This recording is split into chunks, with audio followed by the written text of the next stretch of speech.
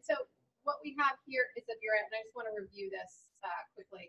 So these are really nice long instruments that are fairly precise, and they have a stopcock here at the bottom that when it's perpendicular to the rest of the buret is closed, and then when it is parallel, it's open. And so throughout our titration, we'll fill this buret with our sodium hydroxide solution, and we're going to first standardize it using potassium hydrogen phthalate, which is abbreviated KHP. And I'll have a separate video for making that solution. But what I wanted to first talk about here was the buret itself, how to use it properly, and how to condition it prior to using it. So our burets will stay in a buret clamp like this, where we pinch these two pieces together, and then it'll hold the buret snugly. When we use our buret, we're going to be really careful that it stays within this setup. And so that means always holding the buret and then with one hand and then controlling the stopcock with the other. So that way, one, this doesn't accidentally slip out and go flying, and two, it means it will apply less pressure on the stopcock. And sometimes what can happen is by applying too much downward force on this, the stopcock will come out and all of the solution inside the buret will go all over the place. So this buret has been cleaned, but it's been used before by someone else, and we really want to be as accurate as possible. So what we're going to do is try to rinse away any residual water or anything else that's been in this buret before we used it by taking our sodium hydroxide solution that we made and rinsing it 3 times and then pouring that all away. And so that'll rinse away any residue from previous titrations and leave just a residue of the solution that we're actually going to be working with. And so to do that, I'm going to take this and I'm going to make sure that my stopcock is perpendicular and closed. And then I will pour a little bit in here. I'm going to use a funnel to do this.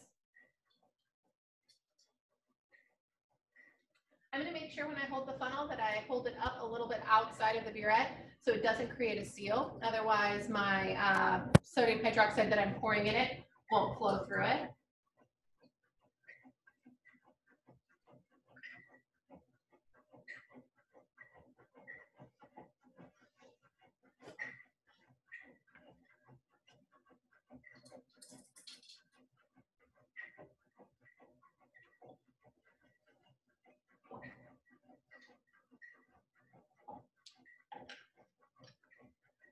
I have a waste bottle here. I'm not going to reuse anything I rinsed with it because it's been contaminated by whatever else was in this buret at one point, possibly.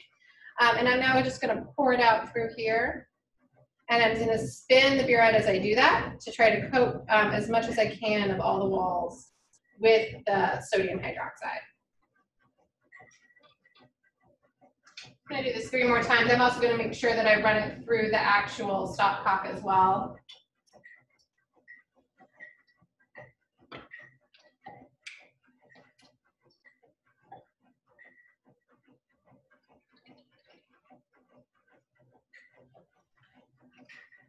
I'm making sure to cap my reagent bottle in between use. So that way, if I accidentally knock it, it doesn't spill everywhere. I'm going to run some of my sodium hydroxide solution through here. And again, I pour while spinning it into my waste disposal collection jug.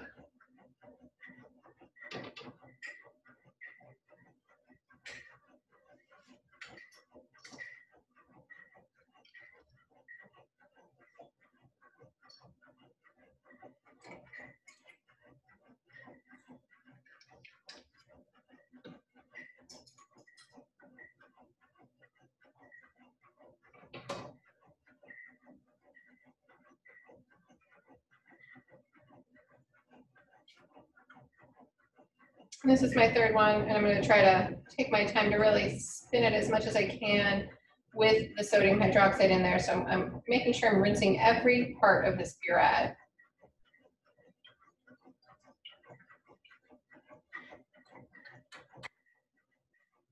Now I'm feeling a little bit more confident that my sodium hydroxide solution that I add to this will not be contaminated by anything that I'm not really 100% sure of.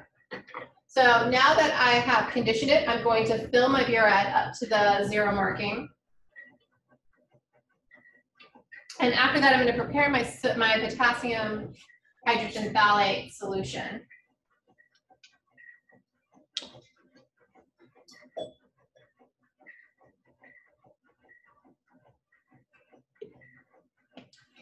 All right, so now I am going to use a pipette to get it directly at 0. And so when I'm reading this, this goes from 0 to 50.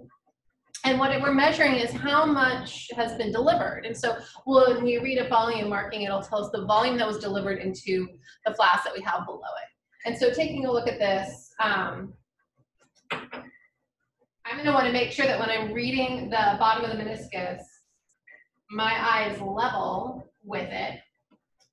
And it looks like I'm just a touch over the 0. So I'm going to use a pipette, a plastic pipette, to just make sure that I get it right on the mark that I want. So I'm going to take out a little bit and then add it back in dropwise. There we go, until my solution is at exactly 0.00 on my buret. We'll include a picture with this in the lab.